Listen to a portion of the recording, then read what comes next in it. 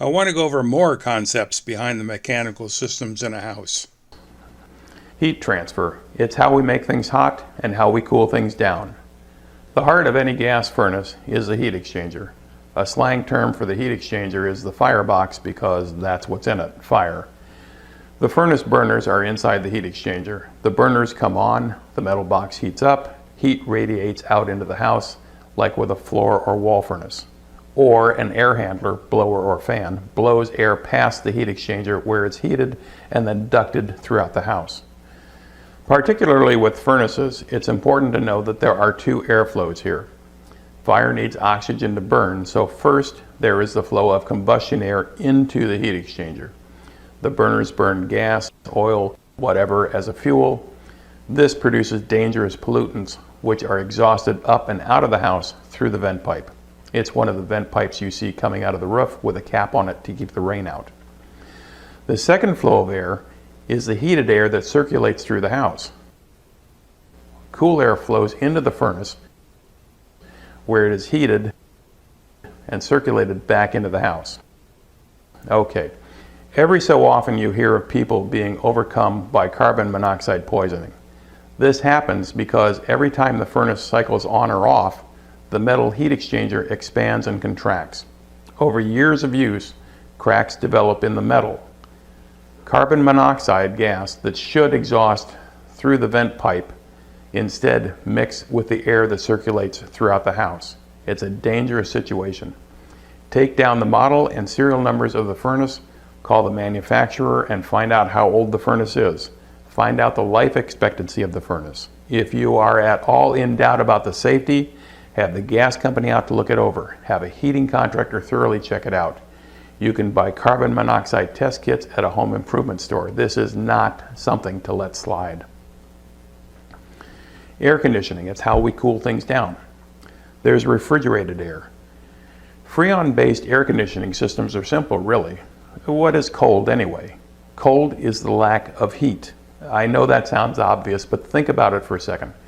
Cold is what you're left with after you've moved the heat somewhere else, and that's what an air conditioning system does. It moves heat from the indoors to the outdoors. There are two coils, two fans, something called a metering device, and a compressor to pump the Freon around the loop. Well, okay, Freon is a gas, so the compressor compacts or compresses the Freon as well. Inside the house, a metering device, think of it like a nozzle, sprays the compressed Freon into the evaporator coil. If you look at it from the side, it could be shaped like a letter A, the A coil, or it could be slanted, the slant coil. Either way, the blower or air handler blows air past the evaporator coil. The Freon is like a sponge. The Freon expands, and as it does, the Freon absorbs the heat energy from the air. This takes heat out of the air, and what do you have? Cool air. The cool air is circulated through the house. The Freon, on the other hand, carries the heat energy outside to the condenser. There, the compressor squeezes the Freon and sends it onto the condenser coil. The condenser fan blows air past that coil. Stick your hand next to the condenser and you will feel the heat energy coming out of it. That heat energy used to be inside the house. The Freon brought it outside where it was blown away. Now, cold Freon flows back into the house where the metering device again sprays Freon into the evaporator coil where it picks up more heat and takes it outside. Think of the Freon like a sponge.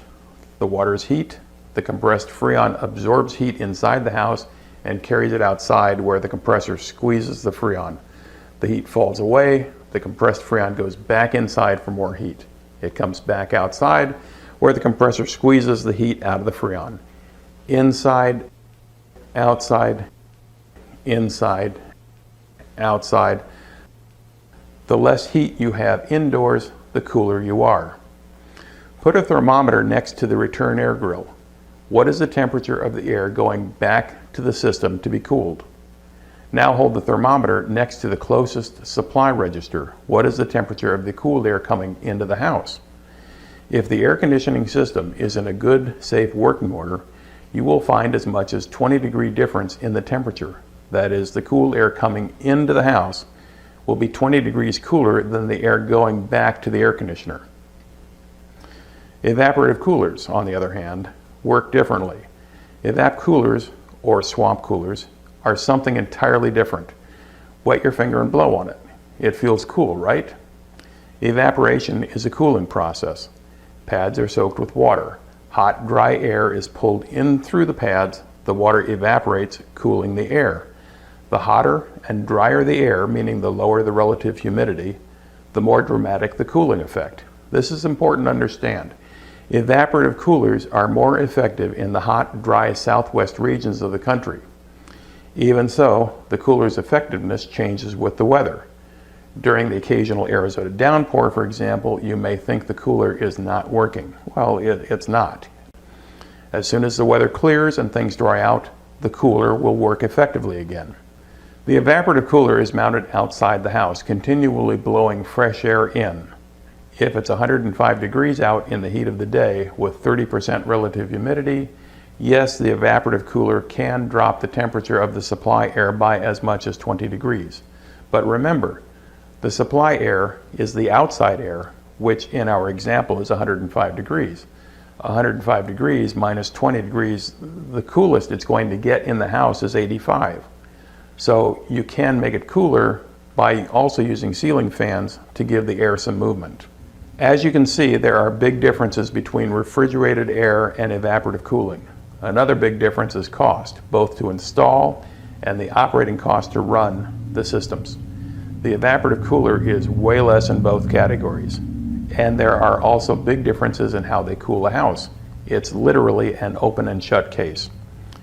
Refrigerated air circulates the house air through the system over and over and over again. The system cools the air down some, then some more, then some more, then some more.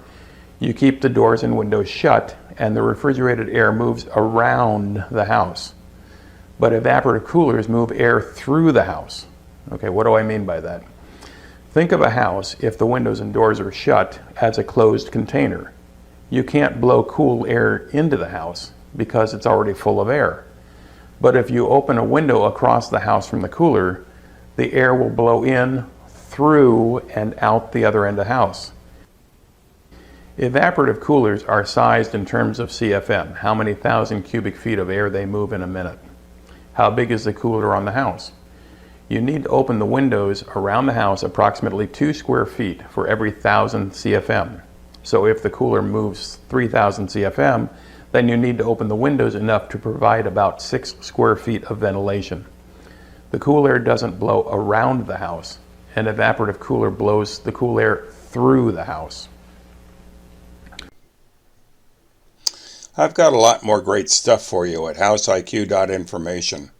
If you like what you've seen so far, do me a favor and tap the subscribe button so you don't miss future videos. And click the link to watch some more great stuff right now.